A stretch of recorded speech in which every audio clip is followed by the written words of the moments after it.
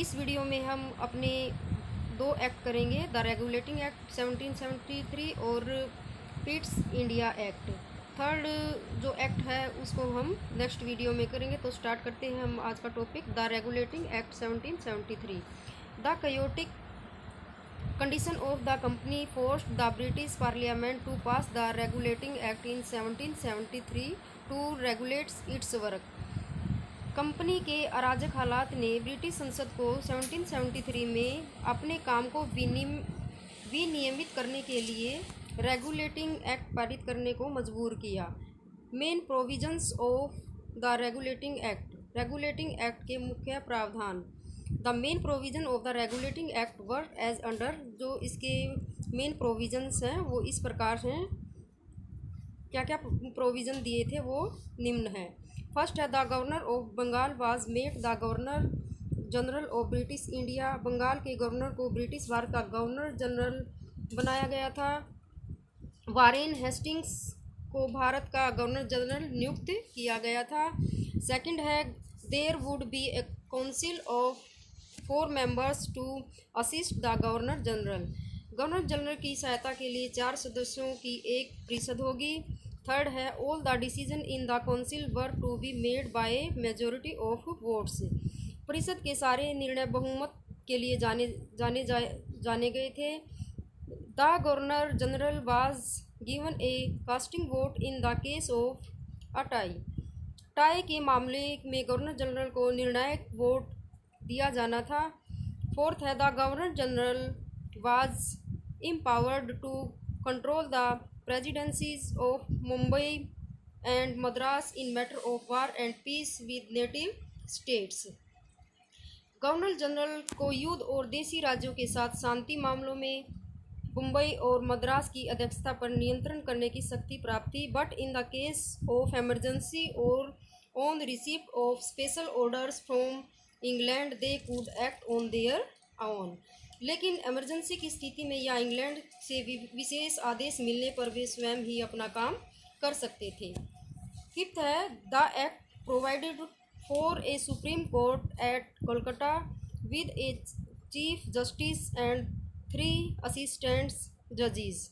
इस अधिनियम में कलकत्ता में उच्च न्यायालय की व्यवस्था मुख्य न्यायाधीश और 3 सहायक न्यायाधीशों के साथ की गई थी। Sir Elijah Impey was appointed the chief justice.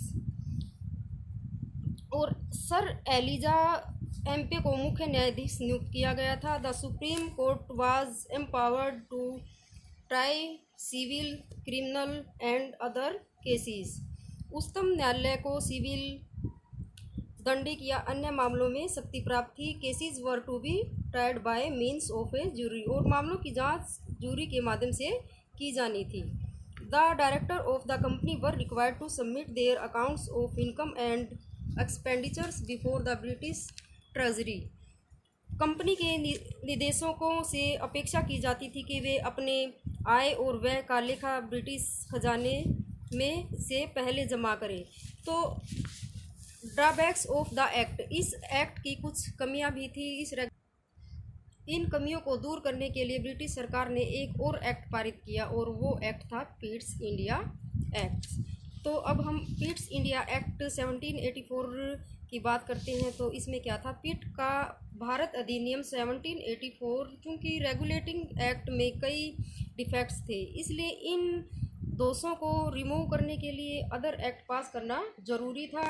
Regulating act विनिमय अधिनियम जिसको हम बोलते हैं कि लागू होने के बाद भी भारत में कई मामलों में सुधार नहीं हुआ था। इंडिया में करप्शन यानी कि भ्रष्टाचार पूरी तरह से हटाया नहीं गया था। स्वतंत्रता की लड़ाई के परिणाम स्वरूप 13 अमेरिकी उपनिवेशों का नुकसान हुआ। इस ब्रिटिश व्यापारियों को भारी धक्का लगा। अंग्रेजी भारत पर अपने नियंत्रण को मजबूत करना चाहता था, इसलिए पिट का इंडिया एक्ट 1784 में पारित हुआ। इसे पिट का इंडिया एक्ट इसलिए कहा जाता है क्योंकि इस बिल को ब्रिटिश प्रधानमंत्री द्वारा स्थानांतरित किया गया था। और इस एक्ट की भी कुछ प्रोविजंस हैं जो इसमें दिखाई गई हैं। प्रोविजंस को हम डिफाइन करेंगे अपने क्वेश्चन में, जब इसका आंसर बताएंगे। तो आगे जो ये 2 एक्ट हैं आपको अच्छे से करने हैं। और अब इससे रिलेटेड क्वेश्चन अब हम करते हैं। तो फर्स्ट क्वेश्चन हमारा है, what is known as the regulating act of 1773। 1773 के रेगुलेटिंग एक्ट के रूप में क्या क्या जाना जाता है? स्टेट इट्स 2 फीचर्स, इसकी 2 विशेषताएं बताइए।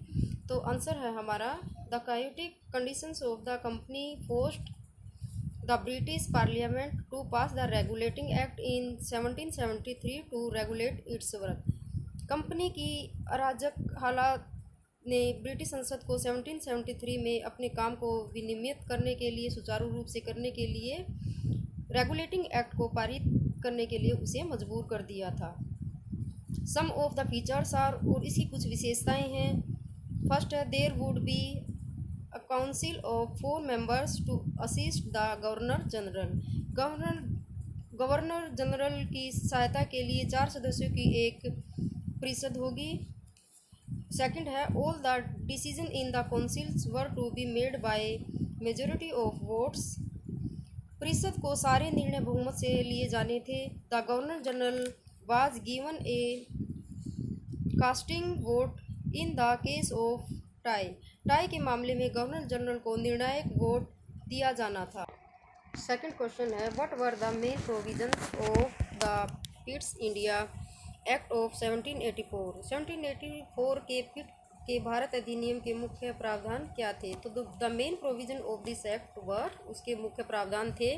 फर्स्ट है, the political and commercial functions of the company were separated.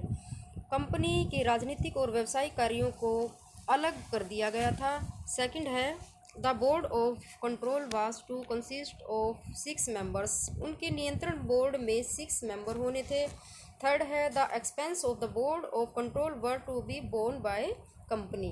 Control board के खर्चे को कंपनी द्वारा वहन किया जाएगा।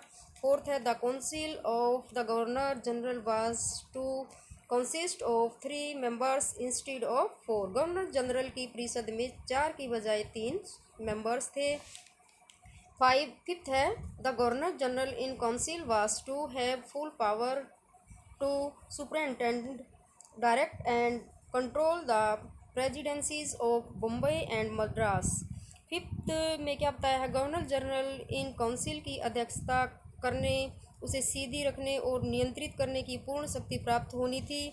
सिक्स्थ है हमारा point, the governor councils in the presidencies of Mumbai and Madras were also to consist of 3 members.